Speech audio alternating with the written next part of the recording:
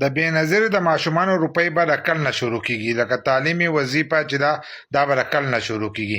زیاتر کسان دا خبره کوي چې دا روپۍ بندي شوي دي، ځکه چې دا په تیر شوي جنوري کې دا روپۍ میلاو شوي دي او تر اوسه پورې د هغې 1 کال وشو او دا روپۍ نه دي میلاو شوي. هر یو کس د دې په باره کې تپوس کوي چې موږ ته د ماشومانو هغه وظیفه چې دا میلاو نه شوه. نو د ماشومانو وظیفه چې دا یې نه ده بنده کړې، د هغو له طرفه دا وینا ده.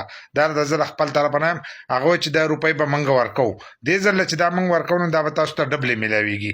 لکه ستاسو د ماشومانو چې کومې روپۍ دي دا به تاسو ته ډبلې میلاویږي. که تاسو ته مخکې 3.5 میلاوېدلې نو دې ځل به تاسو ته 2000 روپۍ چې دي دا میلاویږي.